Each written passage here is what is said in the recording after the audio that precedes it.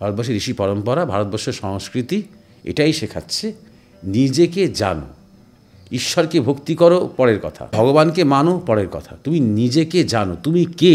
চৈতন্যদেবকে অনেকে মনে করেন তাকে পুরীর মন্দিরেই হত্যা করা হয়েছে। কারা হত্যা করেছে? হত্যা হয়তো করেছে পুরীর মন্দিরের কিছু পাণ্ডারা, কিন্তু তারা প্রধান নয়, তাদের পেছনে ব্রেনটাকে, হ্যাঁ, এইটা নিয়ে অনেক জল্পনা কল্পনা রয়েছে। কারণ অনেকেই হচ্ছে কি ওই দীক্ষা নিয়ে বা কিছু একটা নতুন মন্ত্রতন্ত্র নিয়ে আগে আমিষ খাওয়াটা ছাড়ে, ধ্যানটা শুরু করে কিনা ঠিক সে বলতে পারে না, সে জব শুরু করে কিনা বলতে পারে না, কিন্তু আমিষ খাওয়াটা ছাড়ে, সুতরাং ওটাই তার একমাত্র অ্যাচিভমেন্ট হয়। তাই জন্য ওটাই একমাত্র সে বলতে ভালোবাসে, আর ওটাকেই ধর্মের একমাত্র একটা অলংকার বলে মনে করতে ভালোবাসে। সবজিতে, টমেটোতে, পটলে রং দিচ্ছি, এগুলো কিন্তু একদম শুধু ফুড ভ্যালু কমছে তা নয়, রীতিমতো আমরা ক্যান্সারটাকে নিয়ে আসছি বাড়িতে বাড়িতে। নিজেকে পাল্টেছি বলতে গর্বিত হওয়া উচিত মানুষের। আমি অনড় একই আছি, আমি 18-তে যা বলতাম আমি 80-তেও তাই বলবো, এখানেই তো গণ্ডগোল আমাদের, বুঝতে পারছো? সত্যি কথা বলতে কি, কতক্ষণ ধ্যান করেছি, কতক্ষণ জপ করেছি, তার চেয়েও বড় কথা তার সামনে আমি অনেক থেকেছি, দীর্ঘ তার সাথে আমি সঙ্গ করেছি, সান্নিধ্য পেয়েছি। আমার মনে হয় সবচেয়ে বেশি সাধনা সেখানেই হয়ে গেছে, তার কৃপাতেই হয়ে গেছে। ঠাকুর রামকৃষ্ণ বলতেন সরল হতে, আর গুরু মহারাজ বলতেন সহজ হতে। সহজ হতে বলতেন, তুমি যা তুমি তাই, নিজেকে অ্যাকসেপ্ট করো, জীবনটাকেও সহজভাবে দেখো। মরমিয়া যেটা প্রধান ভাব, যে কিছুটা দেখানো নয়, যে দেখো আমাদের ভক্তি, দেখো আমাদের ধ্যান, দেখো আমাদের গাম্ভীর্য, হ্যাঁ, এরকম কিছু দেখানো নয়, সহজতা। সমাজের মধ্যে যত বিচ্ছিন্নতা, যত অবিচার, যত অন্যায়, যত নিপীড়ন, যত অত্যাচার, সব ধর্মের দোষ। হয় পুঁজিপতির দোষ, না ধর্মের দোষ। হ্যাঁ, করে গিয়ে আমাদের শিক্ষা, শিল্প, সংস্কৃতির জগতেও, সাহিত্যের জগতেও ধর্মকে ব্রাত্য করে দেওয়া হলো। যে যত নিজেকে অধার্মিক প্রমাণ করতে পারে, সে তত মহান হয়ে উঠল। সরস্বতী ঠাকুরকে দেখে আমার প্রথম যৌন চেতনা জাগলো। ন্যাংটো, সাঁওতাল, মাগি, মা কালী, এগুলো খুব মানুষ একদম মুখে মুখে মুখে মুখে প্রচলন হয়ে গেল। এই ধরনের একটা মানসিকতা যে বাঙালিরা কোথাও না কোথাও অ্যালাউ করলো, নিজেরাও করলো, আবার অ্যালাউ করলো। অ্যালাউ করলো কোন বাঙালিরা? বিবেকানন্দ, নেতাজি সুভাষচন্দ্র বসু, রবীন্দ্রনাথ ঠাকুর, শ্রী অরবিন্দের পরের বাঙালিরা। তার একটা প্রারব্ধ আছে, জানো, মহাপুরুষেরা বাংলায় এখনও আছেন। স্বামী পরমানন্দের মতন বাঙালি গত কয়েকশো বছরে আসেনি। স্বামী বিবেকানন্দ, শ্রী অরবিন্দ, সবাইকে ধরে আমি বলছি, একসাথে যোগ করে বলছি। এটা গুরু মহারাজও বলতেন যে মূর্তির সাথে, ছবির সাথে ভগবান ভাবা সহজ। তিনি যখন নরলীলায় আছেন, যখন তিনি স্থূল দেহে ভক্ত সঙ্গে আছেন, তখন সেই ভাব টিকিয়ে রাখা। তিনি হাগেন, মোতেন, ক্যান্সারেও ভোগেন, একদম রুগ্ন হয়ে স্কেলিটন হয়ে যান, তখনও সেই ভগবত বুদ্ধি ধরে রাখা অত সহজ নয়। বিশেষ করে ইয়াং জেনারেশনের মধ্যে, ছোটো ছোটো ছেলেমেয়েদের মধ্যে আমি একটা উন্নত সম্ভাবনা দেখতে পাই, একটা আগামী দেখতে পাই, যেটা আবার উজ্জ্বল হবে। শুধু বাঙালির জন্য নয়, সারা দেশের জন্য, পুরো ভারতবর্ষের জন্য আবার উজ্জ্বল হবে বলে আমি মনে করি।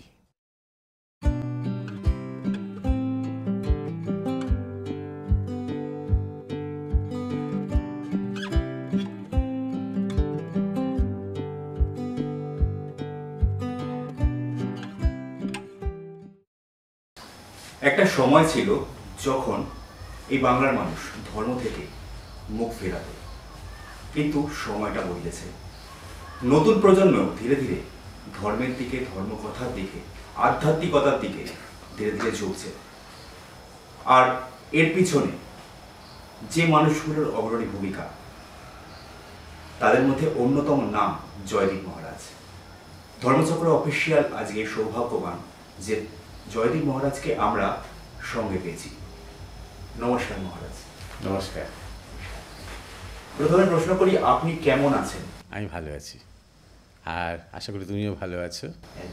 এবং তোমাদের যে চ্যানেল ধর্মচক্র অফিসিয়াল, তাদের প্রত্যেককে আমার শুভেচ্ছা, প্রীতি, ভালোবাসা জানাই। আশা করি তারাও ভালো আছে। একদম। মহারাজ, যেহেতু আমাদের আধ্যাত্মিক চ্যানেল, সম্পূর্ণ আধ্যাত্মিক বা ধর্মের কথা নিয়ে আলোচনা করি আমরা, তো একটু গভীরে যাচ্ছি প্রথম থেকেই, মানে এদিক ওদিক কথা না বলি। তা হচ্ছে এই যে মানুষ, গৃহী মানুষ যারা ঈশ্বর সাধনা করেন ঘরে, তাদের পথটা কেমন হওয়া উচিত? মানে তারা যখন সাধনা মানে ঘরে বসে ঈশ্বর আরাধনা করবেন, সেই পথটা কেমন হওয়া উচিত? দেখো, ইউনিভার্সাল যে দৃষ্টিভঙ্গি, সেখানে এই যে ক্যাটেগরাইজেশন করছে একটা, যে গৃহী মানুষ, এই ক্যাটেগরাইজেশনের কোনো দরকার নেই, সেই ক্যাটেগরাইজেশন নেই। জীব জন্তু পশু পাখি সবাই গৃহী। গৃহী না হলে বংশ বিস্তারই হবে না। সুতরাং মানুষের জীবনেও সবাই গৃহী, এবং কেউ কেউ ব্যতিক্রমী থাকে মানুষ বলেই, যারা সংসারের পথে বা গার্হস্থ্য জীবনের পথে যান না, তারা একটা ব্যতিক্রমী জীবন বেছে নেন তাদের জন্য, নিজেদের জন্য। তার মানে ঈশ্বর পথে একমাত্র তারাই যেতে পারবেন, গৃহীরা যেতে পারবেন না, তার কোনো মানে নেই। ঈশ্বর পথে সবার অধিকার, ঈশ্বর সবার অধিকার। আকাশ যেমন শুধু পাখির জন্য নয়, আকাশ আমাদের জন্য, সরীসৃপের জন্য, পোকামাকড়ের জন্য, সবার জন্য।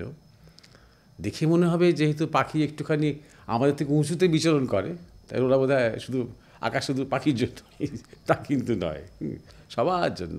আকাশ আছে বলেই জগৎ আছে, পৃথিবী আছে, বিশ্ব আছে। ঈশ্বর সবার জন্য, সবার ক্ষেত্রে। আর গৃহী বলে আলাদা কোনো সাধনার ক্যাটেগরিও নেই। যারা কঠোর সাধনা পর্যন্ত গৃহীরা করেছেন, গৃহস্থ জীবনের মধ্যে থেকেও তারা সন্ন্যাসীর মতন জীবনযাপন করেছেন, যেমন ঠাকুর শ্রীরামকৃষ্ণ, যেমন নাগ মহাশয়, যেমন শ্যামাচরণ লাহিড়ী মহাশয়, এরকম বহু উদাহরণ আছে। শ্যামাচরণ লাহিড়ী মহাশয়ের আবার অনেক পুত্র সন্তানও ছিল। আমাদের এখানকার লালগুলার বরদাচরণ মজুমদার, তিনিও গৃহী ছিলেন, তারও সন্তানাদি ছিল। সুতরাং গৃহী জীবন মানে একটা বিরাট মানে অসুবিধে বা একটা কোনো বিরাট হ্যান্ডিক্যাপ তা নয়। অতএব যা কিছু শাস্ত্রে যে সমস্ত সাধনার কথা বলা হয়েছে, জ্ঞান, যোগ, ভক্তি, তন্ত্র, কর্মযোগ, সব কিছুতে গৃহীর অধিকার আছে। এবার কার কোনটাতে অধিকার নির্ভর করছে তার স্বভাবের উপরে, তার নিজের স্বভাব এবং তার নিজের সংস্কারের উপরে। এবং তার নিজের স্বভাব ও সংস্কার কী এবং কেমন হবে তার সাধনা, সেটা নির্ভর করছে তাঁর যে সদ্গুরু, তিনি তার জন্য যা নির্ধারিত করে দেবেন তার সংস্কার বুঝে, তার উপরে। আর তো আলাদা করে গৃহী বলে কিছু ক্যাটেগরি নেই, বা সাধারণ মানুষ আমরা কেউই নই, কেউই অসাধারণ নই, কেউ সাধারণ নই। প্রত্যেকে আমরা মানুষ, তাদের মধ্যে কিছু ইউনিক, কিছু অনন্য গুণ, কোয়ালিটি নিয়ে সে আছে। সেই অনন্যতাটা তার মধ্যে কি, এটা চিনিয়ে দেওয়া, ইনফ্যাক্ট শিক্ষার সেটাই হওয়া উচিত কাজ, সেটা ভূমিকা হওয়া উচিত। প্রত্যেকের নিজের স্বভাব, নিজের অনন্যতা, নিজের স্বাতন্ত্র্যকে চিনিয়ে দেওয়া, যাতে করে সেটাকে ধরে সে নিজের জীবনে সাধনাও করবে, সে নিজের জীবনে কর্মও করবে। ইউনিভার্সালাইজড এই যে এডুকেশন, একই ধরনের এডুকেশন সবার জন্য, এটা একটু ভুল পদ্ধতি। বেসিক কিছু এডুকেশন সবার জন্য হয়ে গিয়ে তারপরে স্বভাব অনুযায়ী এডুকেশন, সংস্কার অনুযায়ী এডুকেশন। সে যখন নিজেকে খুঁজে পাবে, তারপর সে ওই করতে করতেই খুঁজেটা পাবে। প্রথমে সে খুঁজে পাবে নিজের স্বভাবটাকে, তারপর সে খুঁজে পাবে নিজেকে, স্বভাবকে ধরে সে সত্তার দিকে এগোবে।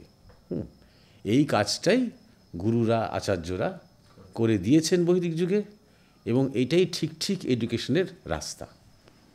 গৃহস্থ বলে আলাদা করে কোনো বিশাল একটা কোনো হ্যান্ডিক্যাপ কিন্তু নেই।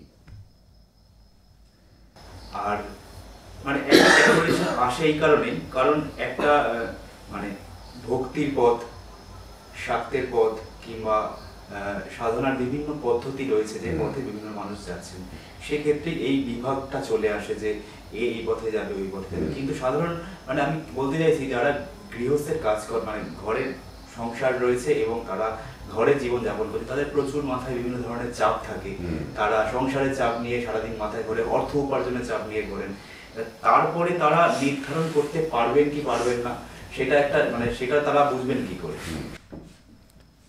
প্রথমে যে তুমি যে জিজ্ঞাসাটা করছো না, সেখানে তুমি একটা প্রায়োরিটি করেছো যে আমাকে আগে সংসারের সমস্ত চাপটা নিতে হবে, আমাকে পুরো দুশ্চিন্তাটা ভোগ করতে হবে, আমাকে এই সমস্ত কিছুর মধ্যে ফাঁকে ফুঁকে একটু ঈশ্বরের পথটা বার করতে হবে।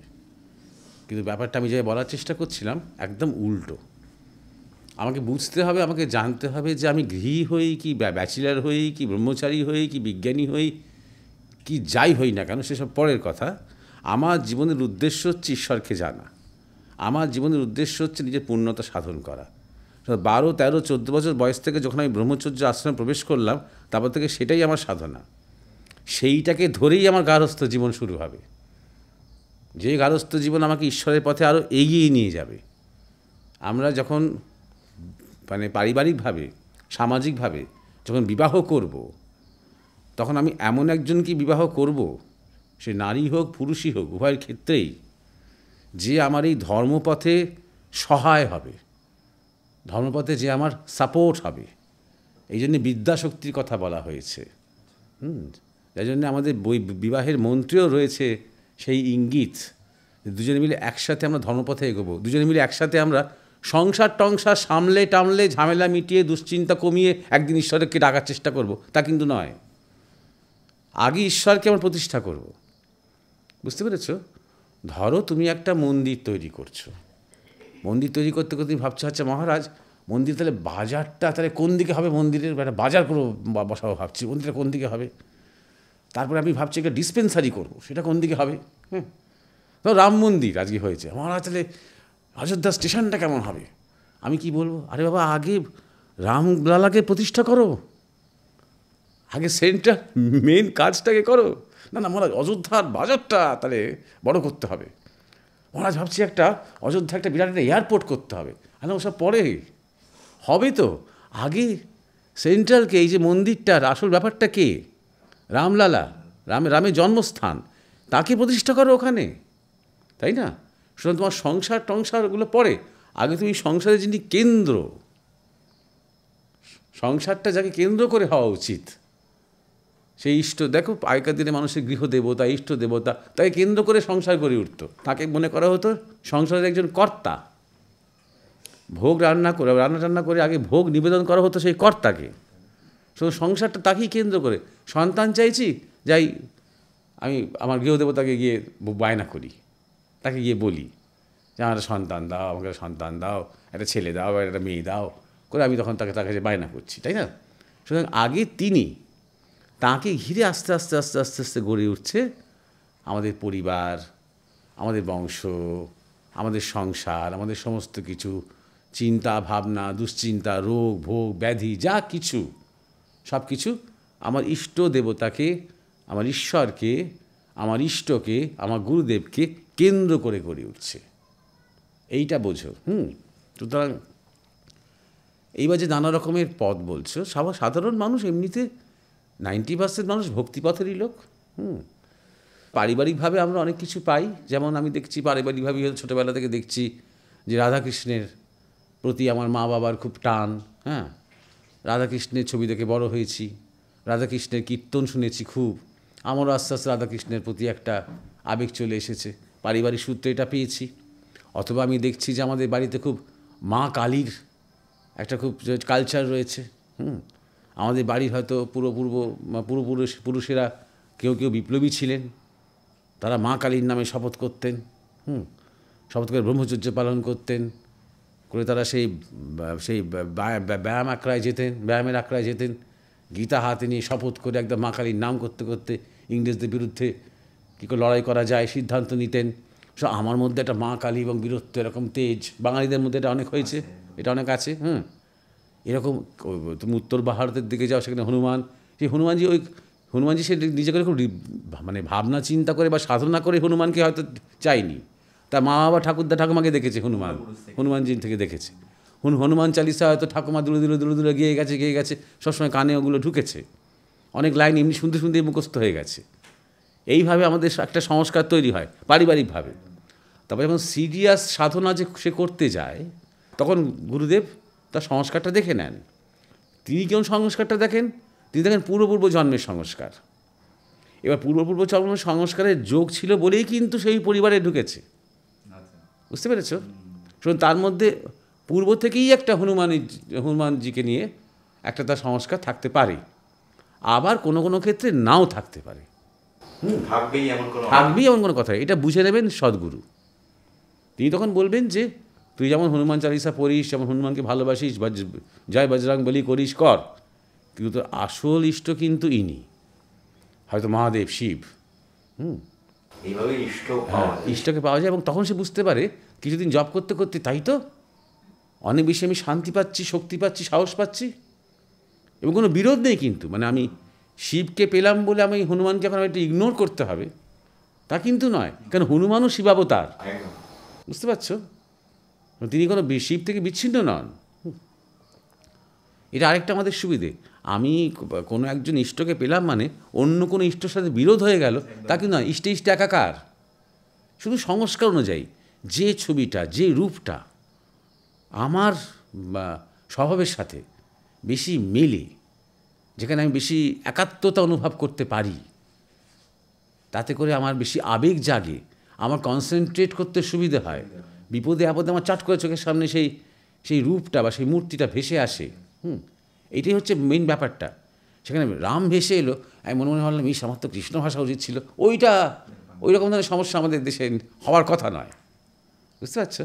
হওয়ার কথা নয়। অনেকের মধ্যে হয়, অনেক ঝগড়া হয় রাম কৃষ্ণকে নিয়ে, বা জ্ঞান বা ভক্তি নিয়ে অনেক ঝগড়া হয়, আকাশ আকার নিরাকার ইত্যাদি ইত্যাদি হয়, কিন্তু অ্যাকচুয়ালি কোনো ঝগড়া নেই।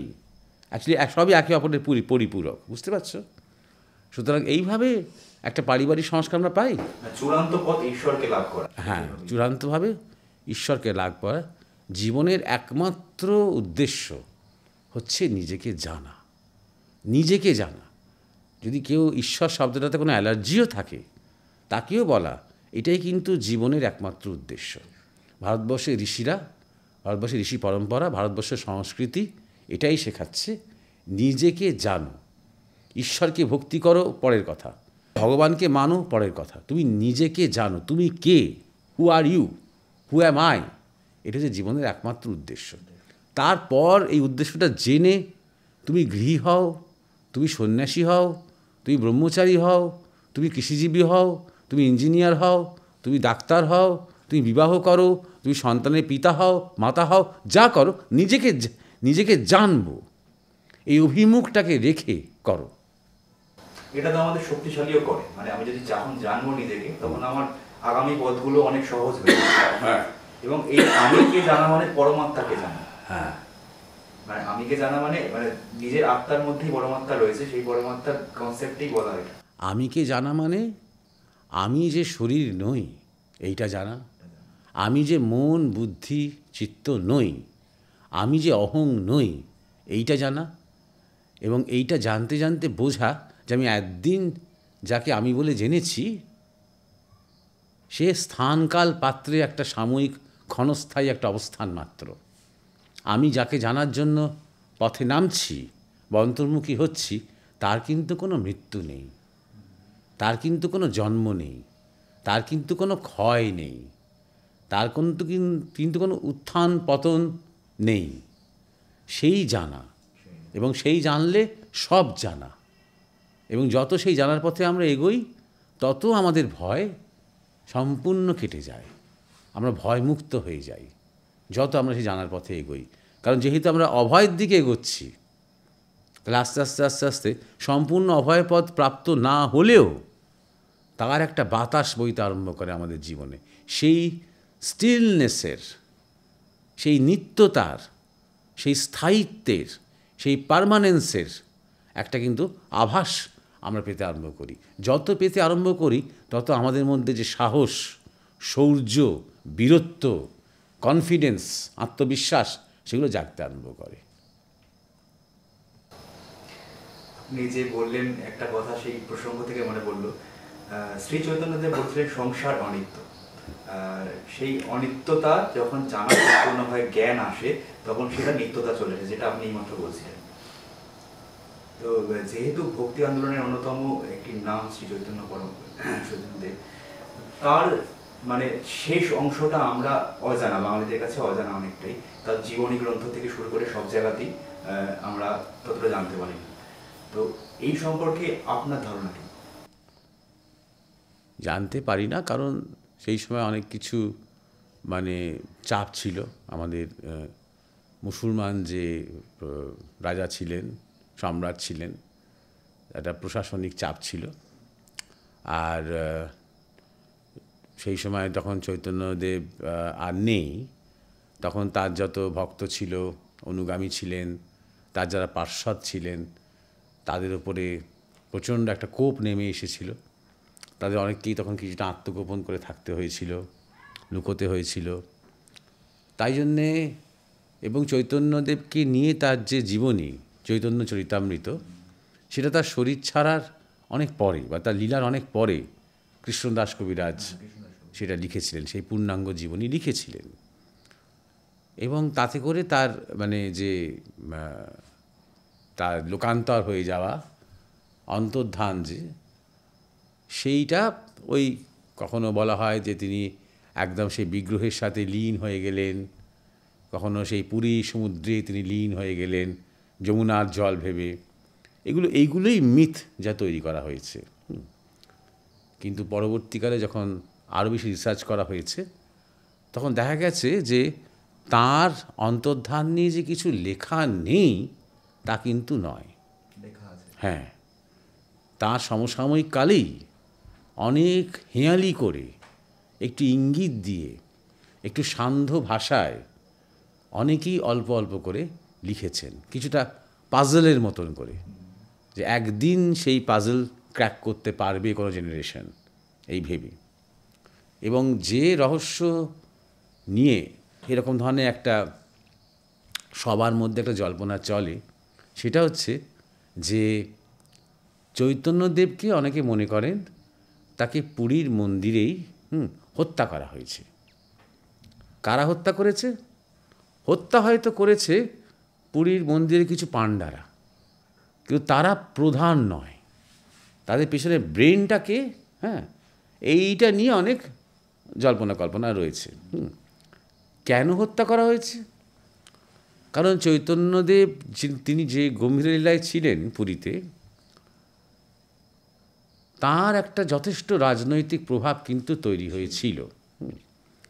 তার মধ্যে অনেক কিছুর মধ্যে একটা উল্লেখযোগ্য ঘটনা হলো, সেই সময় উড়িষ্যার যিনি রাজা, রাজা প্রতাপরুদ্র সম্ভবত তার নাম, তার সাথে চৈতন্যদেবের একটা খুব অন্তরঙ্গ হৃদ্যতা, এবং চৈতন্যদেবের প্রভাব তার সিদ্ধান্তের ওপরে পড়ছিল খুব।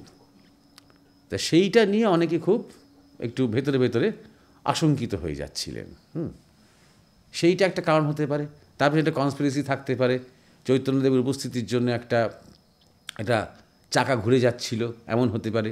আর যেটা এখন আমরা বুঝতে পারছি, বা অনেকে যেটা আমরা আলোচনাও করি, বা এটা নিয়ে লেখালেখিও হচ্ছে, যে চৈতন্যদেব সে সময় যে ক্রেডিটটা অনেক হয়তো দেওয়া হয় না, সেই সময় চৈতন্যদেব কিন্তু একটা অনেক কাজের মধ্যে একটা বড় কাজ করছিলেন। বঙ্গ সমাজ যখন পুরোপুরি একটা ইসলামের দিকে চলে যাচ্ছিল, সেই স্রোতটাকে তিনি রুখে দিয়েছিলেন।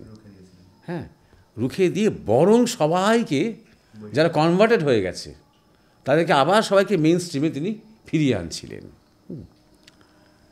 এটা শুধু তিনি বাংলায় করেছেন তা নয়, ঝাড়খণ্ড থেকে শুরু করে, দক্ষিণ ভারত থেকে শুরু করে, ওদিকে বৃন্দাবন পর্যন্ত, হ্যাঁ, এদিকে উড়িষ্যাতে গিয়েও, হ্যাঁ, চারদিকে তার এই প্রভাবটা কিন্তু প্রচণ্ড কাজ করছিল। ওই ভক্তি আন্দোলনের একটা বিরাট ভূমিকা ছিল সবাইকে ঐক্যবদ্ধ করা। হ্যাঁ, তা এটাতে স্বাভাবিকভাবেই অনেকের জায়গায় তো অনেকের ঘুম চলে যাবে, তাই না? যারা সমাজপতি, যারা প্রশাসন, এমনকি তারা শুধু মুসলমান তাই নয়, তাদের সাথে অনেক বদমাশ হিন্দুরাও যুক্ত থাকবে এটার জন্য। তাও তখনকার দিনে সেকুলার বদমাশরা আর কি। তো কারণ সবাই তো এখানকারই তো হিন্দুরা সব মুসলমান হয়ে যাচ্ছে, আর যারা কনভার্ট হয়ে যায় তারা বেশি একটু কট্টর হয়ে যায় আর কি। তো যাই হোক, সেটাও হতে পারে, অনেক কারণ হতে পারে। করে গিয়ে তারপরে তাকে মানে একদম সুস্থ অবস্থাতেই তাকে পিটিয়ে, তাকে হত্যা করা হয়েছে, ওখানেই তাকে মানে মানে প্রায় বলতে পারা যায় কবর দেওয়া হয়েছে, এরকম ধরনের একটা শোনা যায়। কিন্তু তার সাথে আর এটা অনেকে জানেও। সত্যি কথা বলতে কি, তুমি যদি উড়িষ্যাতে যাও, পুরীতে যাও, তুমি দেখবে এরকম কথা প্রসঙ্গে যদি তোলো তুমি কথা পুরীতে, ওখানকার পান্ডা ফান্ডারাই এই কথাটা শুধু বলেন তা নয়, বেশ দর্প করেই বলেন, বেশ অহংকার করেই বলেন। সুতরাং এটা একটা মোটামুটি একটা ফ্যাক্ট যে তিনি সমুদ্রে লীন হননি, তিনি বিগ্রহের সাথে লীন হননি, তাকে সরিয়ে দেওয়া হয়েছে, তাকে হত্যা করা হয়েছে। এবং এই সত্যটাকে চাপা দেওয়ার যেটা বিরাট চক্রান্ত আছে, সেটাও আমরা প্রত্যক্ষ দেখেছি। একজন ছিলেন গবেষক, ডক্টর জয়দেব মুখোপাধ্যায়, তিনি বেশ কিছু লেখালেখি করেছিলেন এই বিষয়, এবং তার কোনো লেখা কখনো কোনো ভালো পাবলিশার ছাপায়নি। এবং তখন তিনি চৈতন্যদেবের অন্তর্ধান রহস্য নিয়ে একটা উপন্যাসের আকারে সেটা নিয়ে লিখেছিলেন, কাহা গেলে তোমা পাই লিখেছিলেন। কিন্তু তিনি কোনো পাবলিশার পাননি বলে নিজে পাবলিশ করিয়েছিলেন। শুধু চৈতন্যদেবকে নিয়ে নয়, তিনি পুরীর মন্দির আসল রহস্য, শিবের যে ঐতিহাসিক অবস্থান থেকে শুরু করে সেই কাফরিস্তান থেকে শুরু করে বহু বিষয় নিয়ে, যেগুলো নিয়ে অনেক ডিবেট আছে, ডাউট আছে, এবং যেগুলো নিয়ে কোনো সঠিক তথ্য আমাদের কাছে নেই, সেসব নিয়ে অনেক লেখালেখি করেছিলেন। এবং পরবর্তীকালে তিনি ওই চৈতন্য গবেষণা আরও এগিয়ে নিয়ে গিয়েছিলেন, এক্স্যাক্টলি, এবং সব কিছু প্রমাণ দিয়ে, কিন্তু এভিডেন্স বেসড মানেই কিন্তু চৈতন্যদেবের সমকালীন সময় লেখালেখি হয়েছিল, নাহলে এভিডেন্সটা আসছে কী করে, বুঝতে পারছো? যেটা আমাদের কাছে সবচেয়ে বড় প্রমাণ, তার এই নতুন ম্যানুস্ক্রিপ্টটা পাবলিশড হওয়ার আগেই তাকে হত্যা করা হলো। তাকেই হত্যা করা হলো পুরীর মন্দিরের মধ্যে। তখন তার মা বেঁচে, ভারত সেবাশ্রম সঙ্গে তার মা ছিলেন, এবং সেই নতুন ম্যানুস্ক্রিপ্ট সহ সেই জয়দেব মুখোপাধ্যায়ের হত্যা হলো, এবং তার বডি পাওয়া গেল। পুলিশ ইনভেস্টিগেশন করছে, এইটুকুই খবরের কাগজে এইটা আমার মনে আছে, 4 লাইনের একটা বেরিয়েছিল আনন্দবাজার পত্রিকা, আমার মনে আছে। এতে করে এটা প্রমাণ হয় যে চৈতন্যদেবের অন্তর্ধান যাতে মেইন স্ট্রিমিং না হয়, সেইটা এনশিওর করার জন্য একটা বিরাট শক্তি কাজ করছে, যারা চৈতন্যদেবের আসল রহস্য ফাঁস করতে দেবে না। 3 নম্বর একটা ব্যাপার আছে, যেটা বলে আমি বিষয়টা শেষ করব। সেটা হচ্ছে যে এমনও হতে পারে যে একটা স্মোক স্ক্রিন তৈরি করেছিলেন চৈতন্যদেব। তোমার নবদ্বীপে থাকতে থাকতে এত বেশি জনপ্রিয় ছিলেন, এবং এত মানুষ তার প্রতি আকৃষ্ট হয়েছিল, আর যত মানুষ আকৃষ্ট হবে তত শত্রুও বাড়বে তার। যত একজন খুব ফেমাস হবে না, তত তার কাজ করার গতিটা কিন্তু কমে যাবে। একজন মানুষ তখনই কাজ করতে পারে যখন সেটা একা থাকে, যখন সে ভাবতে পারে নিজে নিজে, ঠান্ডা মাথায়, অনেকটা সময় পায়, তখনই সে নতুন নতুন নতুন নতুন পরিকল্পনা সে নিতে পারে। যখনই অনেক লোকের মধ্যে সারাক্ষণ একটা আনুষ্ঠানিক জীবন তাকে কাটাতে হচ্ছে, তখন তার পক্ষে নতুন নতুন দিগদর্শন করা অতটা সহজ হয় না। তিনি পুরীতে থাকতেও, যদিও গম্ভীরাতে ছিলেন, অনেকটা প্রাইভেসি, অনেকটা একক জীবন যাপন করতে পারতেন, তৎসত্ত্বেও ওই একটা দিন উৎসব কেন্দ্র করে আবার খুব ভিড় হতো। এই নবদ্বীপ থেকেই বহু লোক যেত তার সাথে দেখা করতে। তাই নিয়ে বলা হয় যে তিনি যাতে আরও নিভৃতে, আরও গোপনে এবং সম্পূর্ণ অন্য পরিচয় নিয়ে কাজ করতে পারেন, যে আমাদের নিমাই সন্ন্যাসী পরিচয় ছেড়ে, চৈতন্য মহাপ্রভুর পরিচয় ছেড়ে, তার নবদ্বীপের ব্যাকগ্রাউন্ড ছেড়ে সম্পূর্ণ একটা অন্য পরিচয় নিয়ে, তাই জন্য তিনি একটা মৃত্যুর একটা ধোঁয়া তৈরি করলেন, হত্যাকাণ্ডের একটা ধোঁয়া তৈরি করলেন, করে সেখান থেকে চলে গেলেন, অন্তর্ধান হলেন। এই ইঙ্গিতটা আমরা পাই নেতাজি সুভাষচন্দ্র বসুর একটা কথা থেকে। তিনি কোথাও একটা বলেছিলেন, আড়ালে থেকেও যে কীভাবে কাজ করা যায় সেটা চৈতন্যদেবের কাছে শেখার আছে।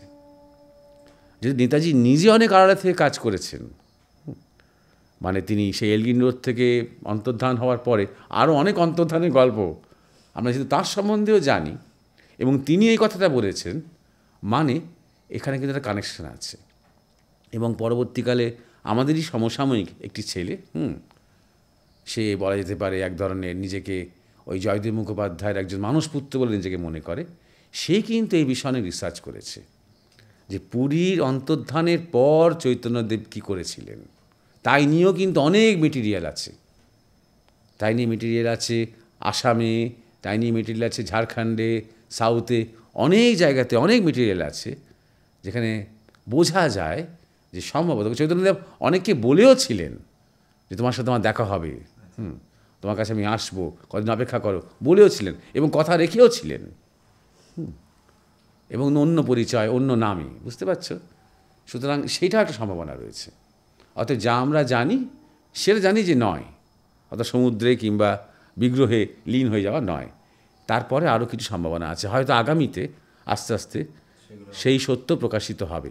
ভারতবর্ষের অনেক সত্যই তো আস্তে আস্তে মাথা তুলে উঠে দাঁড়াচ্ছে, মাটি ফুঁড়ে বেরিয়ে আসছে সত্য। আমার মনে হয় চৈতন্যদেবের সত্য আস্তে আস্তে আরও উদ্ঘাটিত হবে আগামীতে।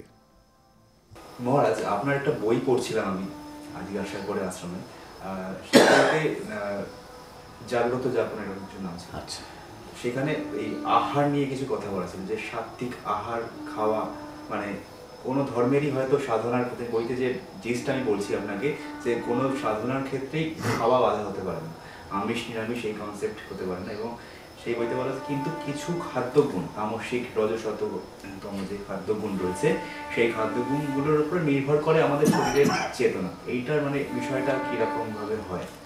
হ্যাঁ, সাধনার ক্ষেত্রে নয়, ধর্মের ক্ষেত্রে, মানে আহারের সাথে ধর্মের তেমন কোনো সম্পর্ক নেই। সুতরাং এই আমিষ বনাম নিরামিষ, এই যে একটা সমস্যা তৈরি হয়েছে, এটা বহুকাল ধরে চলছে, এর কোনো শেষও নেই, এর কোনো রেজলিউশনও নেই, বুঝতে পারছো? যারা সদ্য কনভার্টেড নিরামিষাশী, আমি দেখেছি তারা একটু অহংকারী হয়, গোঁড়া হয় এবং কট্টর হয়। যারা হয়তো সবে সবে দীক্ষা নিয়েছে বা মন্ত্র পেয়েছে বা কোনো সংঘর সাথে যুক্ত হয়েছে, এবং এক কথায় তারা মাছ মাংস পেঁয়াজ রসুন মুসুর ডাল ছেড়ে দিয়েছে, সেইটা নিয়ে একটু বাগাড়ম্বর করতে, এবং যারা নিরামিষাশী নয় তাদের প্রতি একটা নাকুচু মনোভাব দেখাতে খুব আগ্রহী এবং তৎপর থাকে। তুলনামূলক যারা সাবেকি নিরামিষাশী বা পরিবারগত কারণে ছোটোবেলা থেকে বা স্বভাবে নিরামিষাশী, তাদের মধ্যে আমি দেখেছি এই ধরনের নাক সিটকোনো ব্যাপারটা বা বারবার নিজেকে জাহির করা বা হামবড়াই ভাবটা খুব একটা থাকে না, তারা অনেক সহজ থাকে। কারণ অনেকেই হচ্ছে কি ওই দীক্ষা নিয়ে বা কিছু একটা নতুন মন্ত্রতন্ত্র নিয়ে আগে আমিষ খাওয়াটা ছাড়ে, ধ্যানটা শুরু করে কিনা ঠিক সে বলতে পারে না, সে জব শুরু করে কিনা বলতে পারে না, কিন্তু আমিষ খাওয়াটা ছাড়ে। সুতরাং ওটাই তার একমাত্র অ্যাচিভমেন্ট হয়, তাই জন্য ওটাই একমাত্র সে বলতে ভালোবাসে, আর ওটাকেই ধর্মের একমাত্র একটা অলংকার বলে মনে করতে ভালোবাসে। সমস্যাটা সেইখান থেকেই হয়ে যায়। এই জন্য এত কনফিউশন তৈরি হয়ে যায়। ধর্মের সাথে কোনো সম্পর্ক নেই আমিষ নিরামিষ। মানুষ চিরকালই স্বীকার করেছে, মানুষ চিরকালই খাদ্য সংগ্রহ করেছে, যখন সংগ্রহ করেছে তখন সেটা নিরামিষ, আর যখন স্বীকার করেছে তখন সেটা আমিষ। হান্টার গ্যাদারার্স, তাই না? এগ্রিকালচার সমাজ আসার আগে হান্টার গ্যাদারার্স, হান্টাররা কী করে? হান্ট করে। নিশ্চয়ই আজকে বলবে না আমি একটা আম হান্ট করতে গেলাম, সে বলবে আমি একটা খরগোশ হান্ট করতে গেলাম, বলতে পারে। তো সুতরাং হান্টিংও করতো, গ্যাদারিংও করতো, করতে করতে করতে করতে আমাদের উভয় রকমই খাবারই আমাদের হয়েছে। আর সত্যি কথা বলতে কি, গ্যাদারিং করতে গেলে না, একটা গোষ্ঠীকে খাওয়াতে গেলে তোমাকে সারাদিন প্রচুর পরিশ্রম করে যথেষ্ট তুমি তুলে আনতে পারবে না। হান্টিং করলে বরং তুমি অল্প হান্টিং করলে মোটামুটি 10-15 জন একটু একটু অল্প অল্প করে খেলেও একটুখানি শক্তি পাবে, একটু প্রোটিন পাবে। যাই হোক, এইভাবে আমাদের মধ্যে থেকে উঠে এসেছে জিনিসগুলো। ধর্মের সাথে তার কোনো সম্পর্ক, কিন্তু এটা ঠিক নয় যে সাধনার সাথে কোনো সম্পর্ক নেই। আছে, আছে। কারণ যখন একজন মানুষ সাধনা করতে শুরু করবে তখন দেখা যাবে যে কিছু কিছু খাদ্যে তার নিজেরই মনে হচ্ছে আমার অসুবিধা হচ্ছে। ধরো যখন কেউ খুব সাধনা করছে, খুব জপ ধ্যান করার চেষ্টা করছে, অনেকক্ষণ করে সে বসে থাকছে, বা মন্ত্র বলছে বা ভক্তিগীতি শুনছে, একটা আবহের মধ্যে রয়েছে, একটা মানসিক আবহের মধ্যে রয়েছে, তখন হয়তো তার খুব রাজসিক রিচ খাবার দেখলে মনে হচ্ছে খাবো না, একটু দুটো ফল খাবো, একটু সেদ্ধ তরকারি খাবো, ব্যাস।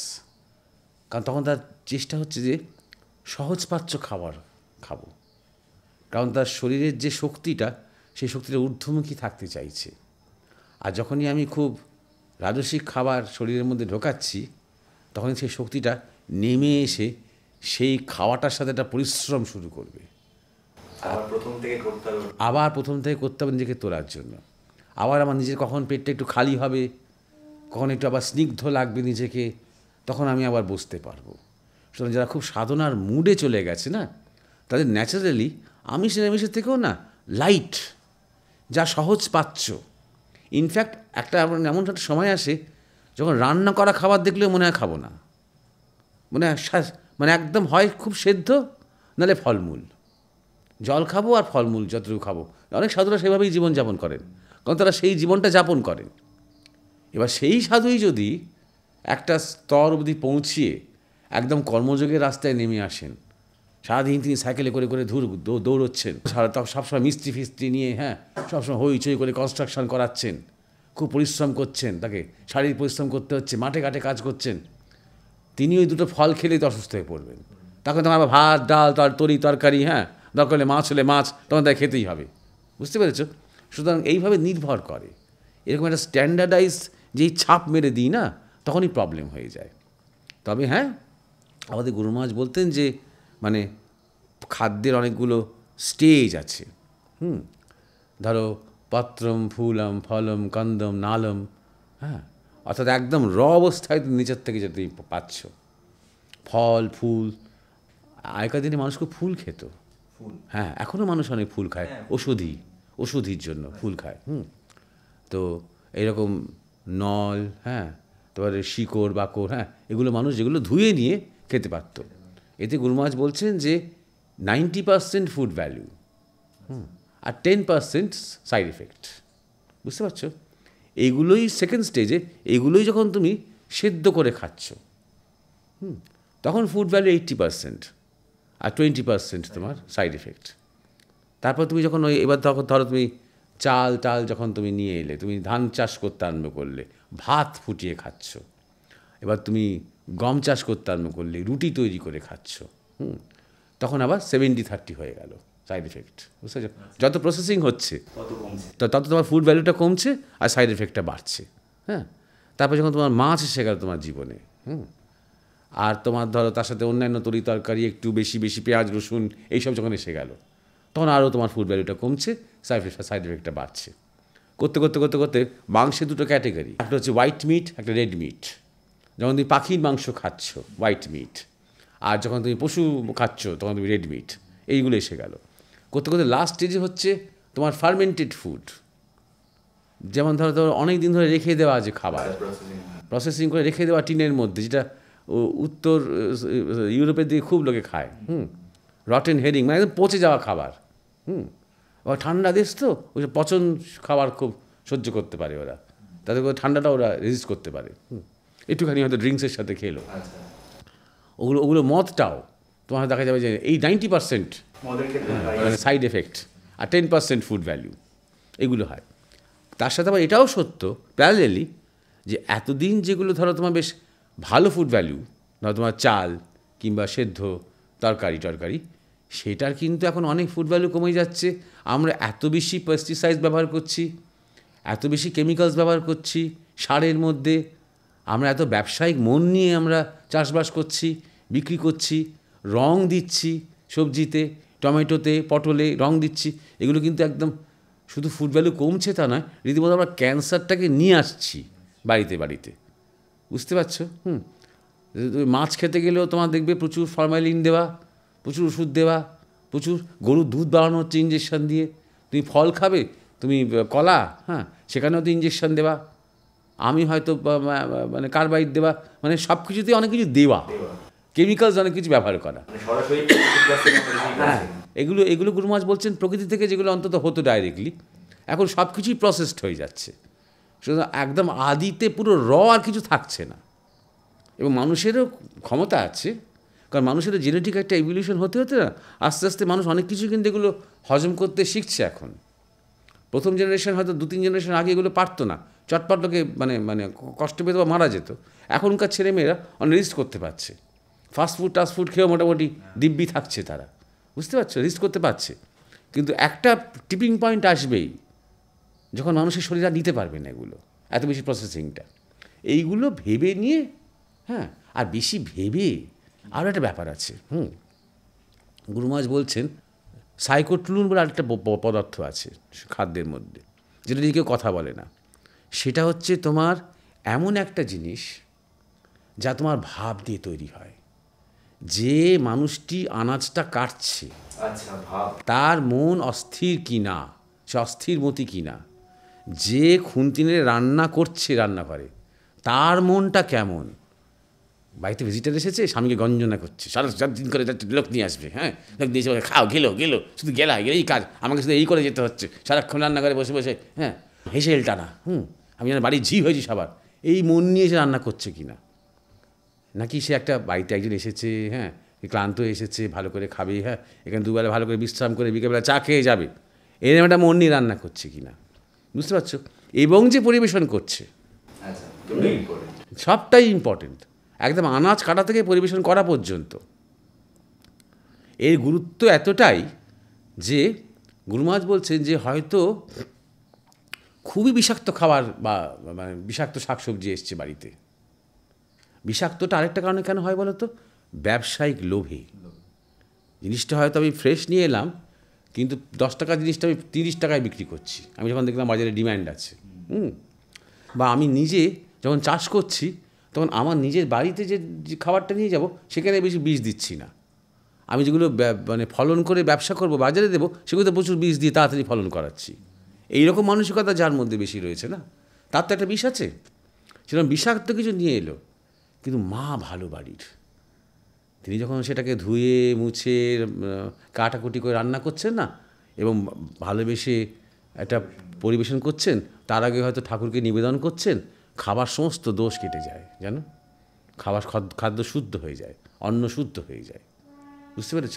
এই বিজ্ঞানগুলো কিন্তু মানুষ খুব একটা জানে না, কারণ জড় বিজ্ঞান জানে না বলে। জড় বিজ্ঞান জড় অবধি জানবে, কেমিক্যালস পর্যন্ত জানবে, কিন্তু কেমিক্যালসের পরে যে ভাব যে রয়েছে, আদর্শ রয়েছে, ত্যাগ রয়েছে, প্রেম রয়েছে, এগুলো তো জড় নয়, এগুলো জড় দিয়ে বোঝা যাবে না। শুধু এইগুলো খুব বড় ফ্যাক্টর।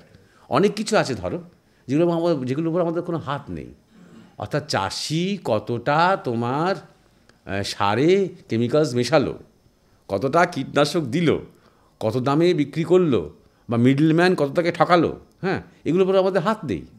কিন্তু যেটার উপর আমাদের হাত আছে, যে ঘরে আসার পর তারপরে আমরা কি করছি, কিভাবে আমরা সেটাকে তৈরি করছি, কিভাবে আমরা রান্না করছি, কিভাবে পরিবেশন করছি, এবং কি মন নিয়ে খাচ্ছি।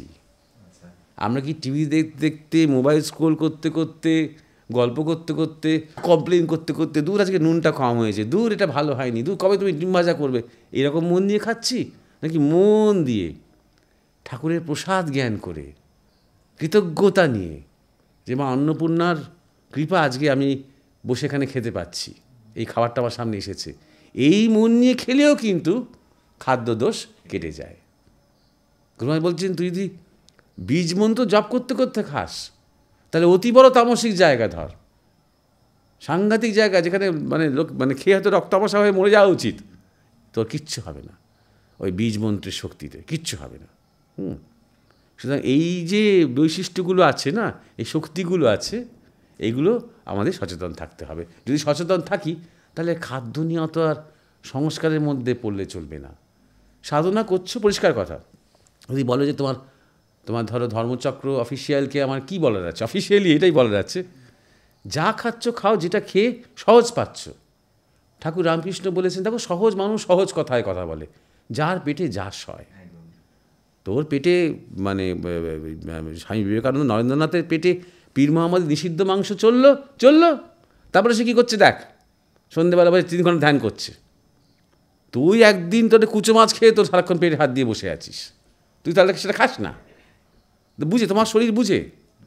এখানে আরেকটা ফ্যাক্ট, এটাও তোমাকে বলা হয়নি, কার শরীর কেমন সেটাও বুঝতে হবে। নিজেকে নিজের ট্রায়াল এরার করতে করতে বুঝতে হবে যে কোনটা আমি বেশি হজম করতে পারছি। নিজের শরীরের দিকে তাকাতে হবে, শাস্ত্র কী বলছে, বৈষ্ণবরা কী বলছে, শাক্তরা কী বলছে, আগে আমার শরীর কী বলছে।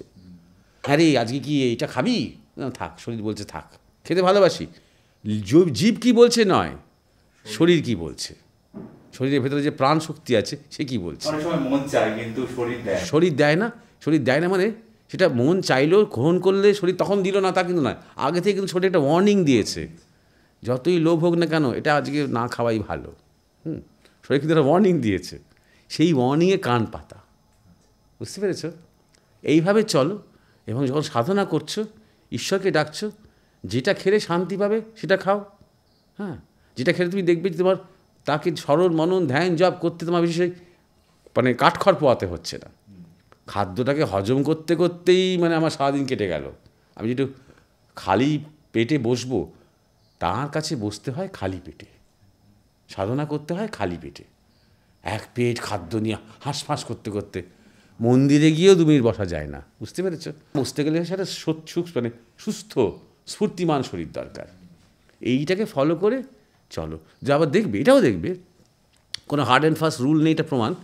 আজকে যা খেয়ে তুমি দিব্যি ভালো আছো, কিছুদিন বাদে দেখবে আর সেটা তোমার রুচ্ছে না। যে খাবারটা তুমি হয়তো ছোটোবেলাতে কোনো দিন খাওয়াই নি, মনে হচ্ছে না না না ওটা খাবো না, সেটা এখন বেশ খেতে ভালো লাগছে। অর্থাৎ শরীর পাল্টাচ্ছে, তোমার ভাবনা পাল্টাচ্ছে, তোমার বয়স পাল্টাচ্ছে, তোমার জীবন পাল্টাচ্ছে, তোমার সাধন হচ্ছে, তোমার শরীর পাল্টাচ্ছে, এবং সেই পাল্টানোর সাথে সাথে নিজেকে তুমি অ্যাডজাস্ট করছো। যখনই আমরা আটকে যাই না, এইটা খেতে হয়, হ্যাঁ এইটা খেতে নেই, না ঠিক কাটা, ওপিনিয়ন, সমাজবাদ ঠিক, বাদ বাকি ভাববাদ ধর্মবাদ কাটা, যেইভাবে আটকে যাই। আমি এককালে সমাজবাদে বিশ্বাস করতাম, এখন দেখছি না, সমাজবাদ ঠিক ভালো, খুব ভালো, কিন্তু তাকে অতিক্রম করে আরও অনেক কিছু আছে যেটা সমাজ, সংস্কৃতি, ইতিহাস, মানুষ, প্রেম, অনুভূতি সব কিছুকে নিয়ে কথা বলে। আমি এখন সেই দিকে এগোচ্ছি, আমি নিজেকে পাল্টাচ্ছি। তুমি তো বলতে বাবা এই কথাটা বলে, হ্যাঁ বলতো না, 21 বছর বয়স, তারপর পাল্টেছি, তার জন্য লজ্জিত হওয়ার কিছু নেই তো। নিজেকে পাল্টেছি বলতে গর্বিত হওয়া উচিত মানুষের। আমি অনড় একই আছি, আমি 18-তে যা বলতাম আমি 80-তেও তাই বলবো, এখানেই তো গণ্ডগোল আমাদের, বুঝতে পারছো? এই যে সাধন পদ্ধতি, আপনি যেভাবে সাধনা শুরু করেছেন বা আপনি যে পথে প্রথম এসেছিলেন, তার আগে আপনি কলকাতায় কাজ করতেন কিংবা কলকাতায় পড়াশোনা করেছেন, যে জীবনটা আপনার কাছে, তারপরে যে জীবনের যে ট্রান্সফরমেশন, সেই সময়টার কথা কি মনে পড়ে? সেই সময়টা কেমন ছিল আপনার? হ্যাঁ, আমার মানে অতটা বিস্মৃতি কেন হবে, কারণ অনেক ছোট্টবেলাকার ব্যাপার হলে হয়তো মনে পড়তে অসুবিধে হতো, যথেষ্টই মনে পড়ে। মানে তুমি যদি মনে করিয়ে দাও তাহলে মনে পড়ে, কিন্তু আমি সারাক্ষণ এই নস্টালজিয়াতে কোনো রকম ভুগি না, বা কলকাতার দিনগুলো এরকম ধরনের কোনো আমার মধ্যে কোনো মানসিকতা নেই, বরং সব দিক দিয়ে ভালো লাগাই আছে। যা কিছু জীবনের অভিজ্ঞতা হয়েছে, যা ছেড়েও এসেছি, সেই অভিজ্ঞতা থেকে আমি অনেক কিছু শিখেছি। শুধু কলকাতার থেকে তারপরে আমি বনগ্রামে এসেছি, করে সাধনা শুরু করেছি, ঠিক তা বলা যাবে না। মানে আমার গুরুদেবের কাছে আসার অনেক আগে থেকেই আমি নিজে নিজে এককভাবে সাধনা করার চেষ্টা করেছি। সেটা হয়তো সাধনা হয়নি, কিন্তু সেই চেষ্টাটাও আমাকে আমার গুরুর কাছে নিয়ে এসেছে। শুধু সেই অর্থে এটা আমার কাছে সেটা একটা সাধনা, সেই প্রয়াসটা, সেই ব্যাকুলতাটা, সেই আগ্রহটা নিয়ে এসেছে আমাকে বনগ্রামে। সুতরাং কলকাতার পড়াশোনা করা, বড় হওয়া, কলেজ জীবন, সাংস্কৃতিক চর্চা, তার থেকে আমি অনেক কিছু শিখেছি, জেনেছি, এবং সেগুলো আমার পরবর্তী ক্ষেত্রে কাজে দিয়েছে, এখনও কাজে দেয়। তারপরে গুরু মহারাজের কাছে এসে আবার অনেক কিছু আনলার্ন করেছি, মানে যা কিছু শিখে জেনে নিজেকে খুব দিগ্গজ মনে করতাম, সেই পাত্র একদম শূন্য করতে হয়েছে। এটাও একটা বড় প্রসেস। হ্যাঁ, একদম শূন্য করতে হয়েছে, অটোমেটিক্যালি হয়েছে। ওটা খুব কাটা আমাকে যে খুব কষ্ট পেতে হয়েছে তা নয়, এমনই মানে গুরু সান্নিধ্যের এমনই এক শক্তি আছে, যে প্রতি মুহূর্তেই বুঝেছি যে জীবনকে একদম খোল নলচে পাল্টে একদম শূন্য থেকে শুরু করতে হবে। করতে করতে করতে করতে আস্তে আস্তে আস্তে আস্তে যেটুকু সাধনা, সত্যি কথা বলতে কি কতক্ষণ ধ্যান করেছি, কতক্ষণ জপ করেছি, তার চেয়েও বড় কথা তার সামনে আমি অনেক থেকেছি, দীর্ঘ তার সাথে আমি সঙ্গ করেছি, সান্নিধ্য পেয়েছি। আমার মনে হয় সবচেয়ে বেশি সাধনা সেখানেই হয়ে গেছে, তার কৃপাতেই হয়ে গেছে। তার মধ্যে খুব আনন্দ এবং তার মধ্যে খুব রোমাঞ্চ, এবং যে সাধনা বলতে মানুষ যে একটা ভীষণ কষ্টকল্পিত ব্যাপার বলে ভাবে না, শৃঙ্খলা নিয়ম, শৃঙ্খলা নিয়মের থেকেও বড় কথা তার কাছে থাকার যে এক অভিজ্ঞতা, যে এক ধরনের পরশ পাথর যা যে কোনো ধাতুকে সোনা করিয়ে দেয়, হ্যাঁ, সেই অভিজ্ঞতাটা তখন হয়তো অতটা বুঝিনি, তখন জাস্ট উপভোগ করেছি, তার সান্নিধ্যে আবিষ্ট হয়ে থেকেছি। কিন্তু এখন বুঝতে পারি সেই সান্নিধ্য, সেই সঙ্গ কতটা আমার জীবনে পরিবর্তন ঘটিয়ে দিয়েছে, অলক্ষ্যে একটা বৈপ্লবিক পরিবর্তন ঘটিয়ে দিয়েছে। এবং তারপর থেকে যা হয়েছে, ভালো মন্দ যাই বলো না কেন, সব সেই শক্তিতেই, সেই রসদেই, সেই জ্বালানিতেই চলছে। দেখুন মহারাজ, আমি আপনাকে ভেবেছিলাম প্রশ্ন করব যে এই যে আপনারা যারা মরমী ভাবধারার সঙ্গে যুক্ত থাকেন এবং যেভাবে গড়ে এসছে, সাধনা করেছেন, যে কীরকম, তো আজকে আমি আশ্রমে আপনাদের সঙ্গে 12 ঘন্টা হয়নি এসেছি, কিন্তু আমি সন্ধেবেলা একটি ধ্যান জপের সঙ্গে অংশগ্রহণ করেছিলাম ওখানে। সেখানে একটা অদ্ভুত অভিজ্ঞতা হয়েছে আমার, যে অভিজ্ঞতাটা বলে হয়তো আপনাকে বোঝাতে পারবো না। একটা অন্ধকার জায়গায় আমি অনেকক্ষণ ছিলাম এবং সেখানে আমার এমন একটা ফিল হয়েছে যে ফিলটা খুবই ডিভোশনাল ফিল, মানে অলৌকিক লেগেছে আমার। তো এইটা মানে কি পদ্ধতিতে করা হয়, এটা কি, মানে বিষয়টা কি, মানে আমি করেছি হয়তো কিন্তু বুঝতে পারিনি যে এটা কী করলাম। মানে কোনো পদ্ধতি বলতে প্রত্যেকে তার নিজের নিজের সংস্কার অনুযায়ী, নিজের নিজের মন্ত্র নিয়ে, নিজের নিজের পদ্ধতি নিয়ে, নিজের নিজের ভাব নিয়ে সাধনা করে এখানে। আর সেটাই আমাদের গুরু মহারাজের শিক্ষা, আর সেটাই মরমিয়ার ভাব। মরমী মানে যদি এক কথায় বলতে হয় তাহলে সহজতা। সহজতা গুরু মহারাজ এই শব্দটা খুব ব্যবহার করতেন, সহজতা। তাঁর লেখা প্রথম বইটার নামই সহজতা ও প্রেম। উনি আমাদের সহজ হতে বলতেন। ঠাকুর রামকৃষ্ণ বলতেন সরল হতে, আর গুরু মহারাজ বলতেন সহজ হতে। সহজ হতে বলতেন, তুমি তাই, নিজেকে অ্যাকসেপ্ট করো, জীবনটাকেও সহজভাবে দেখো। রবীন্দ্রনাথের কথা আছে না, সত্তরে লাও সহজে, সহজভাবে নাও, নিজের কল্পনা দিয়ে, নিজের ভাব দিয়ে, নিজের তত্ত্ব দিয়ে, নিজের বিচার দিয়ে, নিজের জ্ঞান দিয়ে না নিয়ে সহজভাবে নাও। আমার কোনো কথায় তো অভিমান হয়েছে, স্বীকার করো আমার অভিমান হয়েছে। আপনি যে কথাটা বললেন সেটা আমি ঠিক মানতে পারলাম না, অত জটিল না করে নিয়ে না, আমার একটু অভিমান হয়েছে।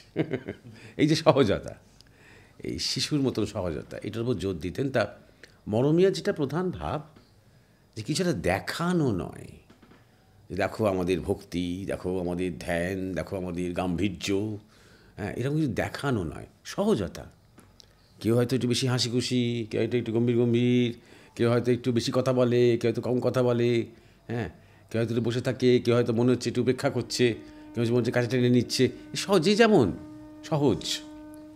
অনেক প্রতিষ্ঠানে যাবে, সবাই দেখবে তুমি সেখানে সবাই এক রকমের ভঙ্গি নিয়ে চলে, একদম। হ্যাঁ, আমাদের যেখানে আমরা তৈরি হয়েছি গুরু মহারাজের কাছে, সেখানে নানা রকমের মানুষ এবং নানা রকমেই তারা ভালো আছে, নানা রকম নিয়েই ভালো আছে তারা, এবং তাদের নানা রকমভাবেই তাদের মানে গুরু মহারাজের কাছে বা গুরুর কাছে তারা শিক্ষাটা পাচ্ছে। গুরু কাউকেই কখনো বলছেন না তোর এই হাসি খুশি ভাবটা বর্জন কর, হ্যাঁ, এত কথা না বলে কম কথা বল, বা সবাই একরকমের থাকো, সবার কাছ থেকে আমি একটা মিলিটারি রেজিমেন্টাল ডিসিপ্লিন দেখতে চাই, এরকম কখনো তিনি বলছেন না। তা আমাদের যে মরমিয়া কথাটার মানে হচ্ছে ভালোবাসা, হৃদয়, মরমিয়া, যা হৃদয় থেকে হয়। বাউল গানে এই শব্দটার খুব ব্যবহার হয় আমাদের, দেখবে। আর সেই মরমিয়া ভাব মানে হচ্ছে সহজ ভাব, প্রেমের ভাব, কোনো জটিলতা নয়, কোনো কৃত্রিমতা নয়, সেই ভাব নিয়ে আমরা থাকি। খাওয়া দাওয়া, ওঠা বসা সব কিছু খুব একটা নিয়মে বা মুডের নিগড়ে আমরা নিজেদেরকে কখনো বাঁধি না। আচ্ছা, আরও অন্য একটা প্রসঙ্গে প্রশ্নে আসছি। প্রশ্নটা হচ্ছে এরকম যে হয়তো এরকম মানে এইভাবে নেবেন না যে এটা নতুন ক্রিকেটার উঠছে বা নতুন শিল্পী উঠছে। বাংলার জগতে, বাংলা থেকে একটা সময় ছিল যখন আধ্যাত্মিক জগতে বাংলা থেকে প্রচুর নাম মহাপুরুষ এসেছিলেন। এরকম নয় যে মানে আমি বলতে চাইছিলাম যে নতুন কেন আসছেন না বা নতুন কেন, বলতে চাই বাংলা কি কোথাও পিছিয়ে গোটা দেশের নিরিখে এই মুহূর্তে দাঁড়িয়ে? হ্যাঁ, সে তো অবশ্যই। অনেক জায়গায় বাংলা খুব পিছিয়ে গেছে। বাংলা যদি তুমি বহির্জগতে দেখো, তাহলে বাংলা তার ইন্ডাস্ট্রিতে খুব পিছিয়ে গেছে। বাংলা একসময় ভারতবর্ষে ইন্ডাস্ট্রিয়াল মুভমেন্টে অগ্রগণ্য ভূমিকা নিয়েছে। তারপর যেটা নিয়ে বাংলার খুব গর্ব, অভিমান, অহংকার, যে বাংলা শিল্প, সংস্কৃতি, সাহিত্য সবই আছে, কিন্তু আর নতুনত্ব নেই, মৌলিকত্ব নেই, নিজস্বতা নেই। তারপরে ধরো 3 নম্বর, যে বাংলার যে একটা আদর্শ, বাঙালির যে একটা আদর্শ, সে আদর্শ থেকেও বাংলা খুব সরে গেছে, পিছিয়ে গেছে। 4 নম্বর, নানাভাবে বাংলা কিছুটা প্রান্তিকও হয়ে গেছে, অর্থাৎ মার্জিনালাইজড হয়েছে। এটা ধরো, আমি বেশি রাজনীতির কথার মধ্যে ঢুকছি না, তবু 1947-এর আগে থেকেই যবে থেকে ধরে নাও তোমার নেতাজি সুভাষচন্দ্র বসু অন্তর্ধান হলেন, চিত্তরঞ্জন দাসও শরীর ছেড়ে দিলেন, শরৎ বসুও মারা গেলেন 1950 সালে, তবে রাজনৈতিকভাবে না বাংলাকে কোথাও কোণঠাসা করে দেওয়া হলো, কোথাও একটা একঘরে করে দেওয়া হলো। এবং তারপরে স্বাধীনতার পরেই দেশ ভাগ হয়ে গেল। ওটা বাংলার একটা খুব বড় রকমের ধাক্কা। পাঞ্জাবেও হয়েছে, কিন্তু বাংলাতে একটা বড় রকমের ধাক্কা। ওইটা করতে গিয়ে মেন স্ট্রিম যে ভারতীয় কালচার, সেখান থেকে বাংলাটা কোথায় যেন আলাদা হয়ে গেল, ব্রাত্য হয়ে গেল। তার একটা কি বলবে, একটা অভিমান বা তার একটা হীনমন্যতা আমরা বলতে পারি জেনারেশন ধরে বহন করে এসেছি। আর সবচেয়ে একটা বড় ফ্যাক্টর, সেটা হচ্ছে ওই এক ধরনের বামপন্থী কালচার। এই বামপন্থী কালচারের সমস্যাটা হলো যে ধর্মকে অস্বীকার করা। আমাদের যে ভারতবর্ষের যে দর্শন, ভারতবর্ষের যে সংস্কৃতি, ভারতবর্ষের যে মহানতা, ভারতবর্ষের যে মহাপুরুষেরা, ঋষিরা, অবতারেরা, তাদেরকে সম্পূর্ণ অস্বীকার করে একদম একটা জোর করে একটা তত্ত্ব দিয়ে একটা সমাজবাদ প্রতিষ্ঠা করার চেষ্টা করা, ধর্মকে বাদ দিয়ে, বরং ধর্মকে রীতিমতন আক্রমণ করে, যেন যত দোষ ধর্মের, সমাজের মধ্যে যত বিচ্ছিন্নতা, যত অবিচার, যত অন্যায়, যত নিপীড়ন, যত অত্যাচার, সব ধর্মের দোষ, হয় পুঁজিপতির দোষ না ধর্মের দোষ। হ্যাঁ, করে গিয়ে আমাদের শিক্ষা, শিল্প, সংস্কৃতির জগতেও, সাহিত্যের জগতেও ধর্মকে ব্রাত্য করে দেওয়া হলো। যে যত নিজেকে অধার্মিক প্রমাণ করতে পারে, সে তত মহান হয়ে উঠল। বুঝতে পারছো? সরস্বতী ঠাকুরকে দেখে আমার প্রথম যৌন চেতনা জাগলো, মানুষ ভালো মানে লুফে নিচ্ছে এইসব কথাগুলো। তখন এগুলো ফ্যাশনেবল হয়ে উঠতে আরম্ভ করলো। বুঝতে পেরেছ? তোমার মানে ন্যাংটো, সাঁওতাল, মাগি, মা কালী, এগুলো খুব মানুষ একদম মুখে প্রচলন হয়ে গেল। এই ধরনের একটা মানসিকতা যে ভারত বাঙালিরা কোথাও না কোথাও অ্যালাউ করলো, নিজেরাও করলো, আবার অ্যালাউ করলো কোন বাঙালিরা?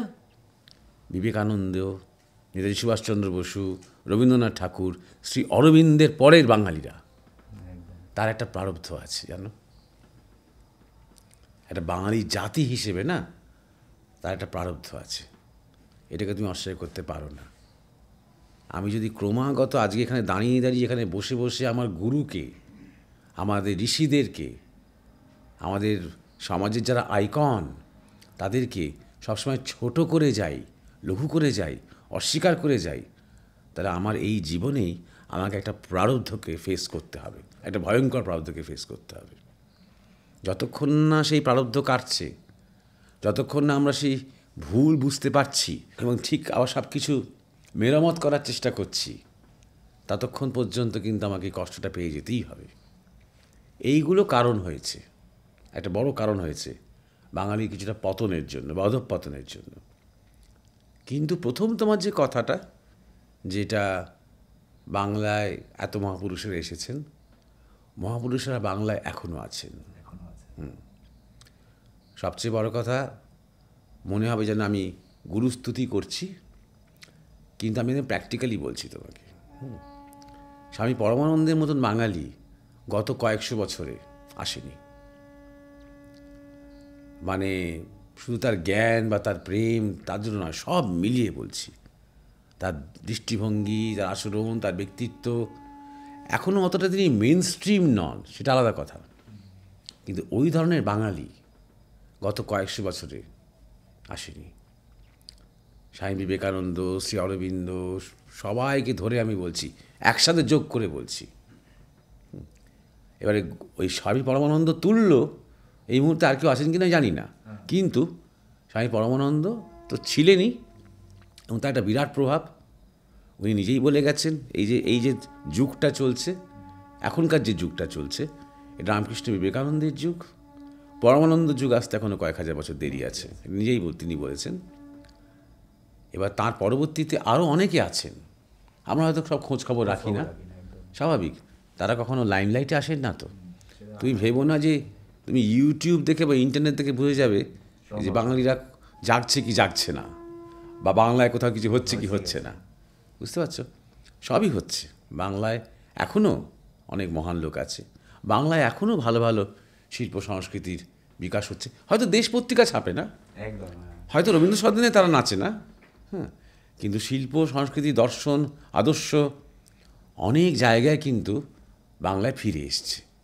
বাংলা কিন্তু তার ওই বাম হাওয়াটা কাটিয়ে উঠেছে, বাম রোগটাকে কাটিয়ে উঠেছে, কাটিয়ে উঠে একটা স্বরূপ সন্ধানের দিকে আছে। এটা আমার মনে হয়, ব্যক্তিগতভাবে মনে হয়। আমি অনেক লক্ষ্যও করি, বিশেষ করে ইয়াং জেনারেশনের মধ্যে, ছোটো ছোটো ছেলেমেয়েদের মধ্যে আমি একটা উন্নত সম্ভাবনা দেখতে পাই, একটা আগামী দেখতে পাই, যেটা আবার উজ্জ্বল হবে। শুধু বাঙালির জন্য নয়, সারা দেশের জন্য, পুরো ভারতবর্ষের জন্য আবার উজ্জ্বল হবে বলে আমি মনে করি। নতুন প্রজন্মরা এগিয়ে আসছেন, হ্যাঁ, হ্যাঁ, যেটা মাঝখানে হারিয়ে গিয়েছে। হ্যাঁ, অবশ্যই। আচ্ছা মহারাজ, আরেকটা কথা বলতে চাই, সেটা হচ্ছে যে একজন ভক্তের সঙ্গে একজন ঈশ্বরের সম্পর্ক ঠিক কেমন হওয়া উচিত? মানে খুব কঠিন সম্পর্ক, খুব মানে গুরু শিষ্য সম্পর্ক, বা কীরকম খুব ইজি সম্পর্ক, কীরকম সম্পর্কটা হওয়া উচিত? ভক্ত কোন অবস্থায় আছে তার উপর নির্ভর করে। হ্যাঁ, নানা রকমের ভক্ত, ধর একটা মন্দিরেই তুমি যদি আসো, দেখবে নানা রকমের ভক্ত সেখানে আসেন। তার মানে আর্ত আছে, অর্থার্থী আছে, জিজ্ঞাসু আছে, জ্ঞানী আছে, নানা রকমের ভক্ত।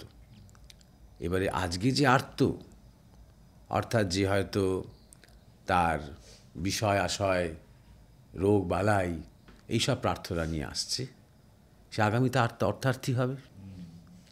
অর্থাৎ সে তার প্রিয়জনের ভালো মন্দ বলতে আসছে, তার ছেলের কথা, মেয়ের কথা, পাশ করবে কি বিয়ে করবে, এসব নিয়ে বলতে আসছে, আত্মীয়ের কথা করতে। একদিন সে জিজ্ঞাসু হবে, যখন দেখবে যে তার জীবনের এই সমস্ত প্রয়োজনগুলো মোটামুটি মিটে যাচ্ছে, সমাধান হয়ে যাচ্ছে আস্তে আস্তে সময়ের সাথে সাথে, তখন তার মনে হবে আরেকটু তাহলে ঢুকি, আরেকটু যাই, যার কাছে এসে চাইছি এবার তাকেই চাই, তার কাছে এসে শুধু এই চাইছি, তাই চাইছি, সেই চাইছি। ঠাকুর রামকৃষ্ণ বলতেন, তার সাথে দেখা হলে কি মূলো, কুমড়ো, আলু, পটল চাইবি, নাকি তার কাছে চাইবি শুদ্ধা ভক্তি দাও। সুতরাং তখন একটা অন্তরঙ্গতা বাড়ছে, সে আরও জানতে চাইছে, জিজ্ঞাসু হচ্ছে, করতে করতে করতে করতে আস্তে আস্তে তার সেই যে সম্পর্কটা ধীরে ধীরে আনকন্ডিশনাল হয়ে উঠছে, যে তুমি আমাকে কবে সব ঠিক করে দেবে, সব পাশ করিয়ে দেবে, সব সম্পত্তি করিয়ে দেবে, সব ঠিক সময় সবার বিয়ে দিয়ে দেবে, বা অমুককে বাঁচাবে, তমুককে ঠিক রাখবে, এসব না করে তুমি কবে দেখা দেবে, তোমায় কবে দেখতে পাবো, তোমায় কবে বুঝতে পারবো, একটা অন্তরঙ্গতা। করতে করতে তোমাকে আমি ভালোবাসি, এটাতেই আমি সন্তুষ্ট। তোমাকে ভাবতে ভাবতে, তোমাকে চিন্তা করতে করতেই যেন শেষ নিঃশ্বাস ত্যাগ করতে পারি, এই ভাবটা আসবে। ভয় দিয়ে শুরু হতে পারে, যত অন্তরঙ্গতা হবে তত আর ভয় থাকবে না। স্কুলের একটা মাস্টারমশাই, সবাই তাকে ভয় পায়, সাংঘাতিক রাশভারী চরিত্র একদম, ভালো করে মানে মেজাজ নিয়ে কথা বলেন সব সময়, হুঙ্কার দেন, হয়তো ভালো পড়ান, কিন্তু যখন একটু কাছাকাছি, যখন একদম ক্লাসে দেখা করতে আসবি সাফটুমি আমার সাথে হয়তো বললেন, যখন দেখা করতে গেলাম তখন তো পিঠে হাত বুলিয়ে, কি অঙ্ক টঙ্ক পাচ্ছিস না কেন, কী অসুবিধা হচ্ছে, ঠিক আছে যখন পারবি স্কুলের পরে আমার কাছে এসে দেখিয়ে নিবি, আমি তোর সাথে বসবো আধ ঘন্টা করে। হ্যাঁ, এরকম হয়তো দেখলো, বা স্নেহশীল তো পিতার মতন, যাকে ভয় পাচ্ছিলাম আস্তে আস্তে তার সাথে একটা পিতা পুত্রের সম্পর্ক তৈরি হতে আরম্ভ করলো। একসময় হয়তো এমনই সম্পর্কটা গেলে একটু আবদারও করছি, একটু বায়নাও করছি, অন্যরা দেখে মনে হচ্ছে ঘাবড়ে যাচ্ছে যে তুই মাস্টারমশাইয়ের সাথে ওইভাবে কথা বলিস, আর উনি সস্নেহে প্রশ্রয় দিচ্ছেন, আমরা তো ভাবতেই পারি না। শুধু ডিপেন্ড করছে, বুঝছো, সব বেশিরভাগই মানুষ ধর্মভীরু। আমাদের গুরু মহারাজ বলতেন, কেউ কেউ হয় যারা ধর্মপ্রাণ। এবার আমি আজকে হয়তো ভীরু আছি, আস্তে আস্তে আস্তে আস্তে ভীরুতা থেকে যখন আমি তাকে প্রাণে বসাতে পারবো, তখন আমি ধর্মপ্রাণ হব, ইষ্টগত প্রাণ হব। গোপীদের সাথে শ্রীকৃষ্ণের সম্পর্ক একটা স্তরের, আবার অর্জুনের সাথে শ্রীকৃষ্ণের সম্পর্ক আরেকটা স্তরের। অর্জুনটি কৃষ্ণকে ডমিনেট করতে পারবে না, বুঝতে পারছো? হ্যাঁ, তুমি কালকে সন্ধ্যেবেলা আমার শিবিরে কেন দেখা করতে এলে না বলে রাগ করে অভিমান করে মুখ ফিরে বসে থাকতে পারবে না। একবার তো জিজ্ঞাসা করবে, কালকে তুমি এলে না, আমি ব্যস্ত ছিলাম জানো তো, ওই দিয়ে গিয়েছিলাম। আচ্ছা আচ্ছা, ঠিক আছে ঠিক আছে। গোপীরা কথাই বলবে না, দুদিন এখন তোমার সাথে আমার দেখাই করবো না, বেরিয়ে যাও আমার এখান থেকে। তুমি কে? তোমার থেকে অনেক ভালো ভালো গোয়ালা আছে, অনেক ভালো ভালো লোকে বাঁশি বাজায়, যাও তুমি এখান থেকে, আমার থেকে সরে যাও। করতেই পারবে না, এটা অন্য স্তরের ভক্তি, এটা অন্য স্তরের ভালোবাসা, এটা বুঝতে পারছো? আবার অর্জুন এবার ধরো নকুল সহদেব, তারা শ্রীকৃষ্ণের সামনে এসে দাঁড়াতেই পারবেন না চোখের চোখ রেখে। ধরো কৌরবদের মধ্যে কারো কারো হয়তো মনে হয় এই লোকটা খুব ইন্টারেস্টিং, অর্জুনরা কত কথা টথা বলে, একটু সামনে গিয়ে কথা বলতে পারলে বাবা ভয় করছে। কিন্তু শ্রীকৃষ্ণ কিন্তু ভয় পাওয়ার মতন চরিত্র নন, কিন্তু হাসি খুশি। রামচন্দ্র গম্ভীর আত্মা ছিলেন, কিন্তু শ্রীকৃষ্ণ একদমই গম্ভীর নন, কিন্তু এমনই ব্যক্তিত্বের ররা না যে কেউ সামনে এসে কথাই বলতে পারবে না, বুঝতে পারছো? সুতরাং ভক্ত সবাই, কেউই যে অভক্ত তা নয়, কিন্তু ডিগ্রিজ আছে এবং ডিগ্রিটা স্ট্যাটিক নয়। আজকে আমি একটু দূরত্ব রয়েছে কৃষ্ণের সাথে, মানে কোনো একদিন যে তার কৃপাতে আরেকটু কাছে আসতে পারবো না তা কিন্তু নয়। আমার আন্তরিকতা, আগ্রহ, ইচ্ছা দেখলেই তিনি নিজেই হয়তো একদিন বলবেন যে কালকে আমি ওখানে এসে বসবো, 2-4 জন থাকবে, তুমি এসো না, নিজেই একদিন হয়তো বলবেন, আর তিনি কৃপা করে আমাকে কাছে টানছেন। এভাবে আস্তে আস্তে আস্তে আস্তে অন্তরঙ্গতা তৈরি হয়ে যেতে আরম্ভ করে। দেখো, এই কথাগুলো এই জন্যই আমি বলছি, কাদের নিয়ে কথা বলছি বলো তো? যারা জীবিত নরলীলাতে আছেন, তাদেরকে নিয়ে কথা বলছি। আসল সম্পর্কটা সেখানেই তৈরি হয়। ঠাকুর ঘরে আমরা একটা কাল্পনিক সম্পর্ক ফাঁদি, একটা পাতি, আমি না আমার পাতা বোন, তাহলে আজ থেকে আমরা তুই আর আমি সখী হলাম, হ্যাঁ আমরা বোন পাতলাম, আমরা সই হলাম, সেরকম আর কি। ঠাকুর ঘরে গিয়ে আমরা একটা সম্পর্ক তৈরি করে নিই মনে মনে। আমি কনফিডেন্ট যিনি নড়বেন না, চড়বেন না, কখনো বকবেন না, কখনো শাসন করবেন না। হ্যাঁ, সুতরাং তুমিই তো আমার মা, তুমিই তো আমার সব, এটা বলা আমার পক্ষে সুবিধে হবে। যখন সত্যি সত্যি সামনে সারদা মা থাকবে, যখন সত্যি সত্যি সামনে ডিভাইন মাদার থাকবে, যখন সত্যি সত্যি সামনে আনন্দময়ী মা থাকবে, তখন কিন্তু একটা সম্পর্ক, ওটা একটা ডাইনামিক সম্পর্ক। তখন কিন্তু তিনি প্রেডিক্টেবল নন, যে আমি যা বলবো না আচ্ছা তাই বাবা তাই সই, সে বলবেন, তার কোনো মানে নেই। ধরো একটা মা তার ছেলেকে নিয়ে এসেছে সারদা মায়ের কাছে আর বলছে, মা একে আশীর্বাদ করো, ডাক্তারি পরীক্ষা দেবে, ডাক্তার যেন হয়। তা মা আশীর্বাদ করতে গিয়ে, না আমি পারবো নি বাবা, ওকে যদি ডাক্তার হওয়ার জন্য আশীর্বাদ করতে হয় তা তার সাথে আমাকে এটাও চাইতে হবে ও যেন অনেক রুগী হয়। তার মানে আমাকে এটাও প্রার্থনা করতে হবে যেন অনেক মানুষের রোগ হয়, তোমার ছেলের কাছে আসবে বলে, হ্যাঁ, আমি এটা পারবো না।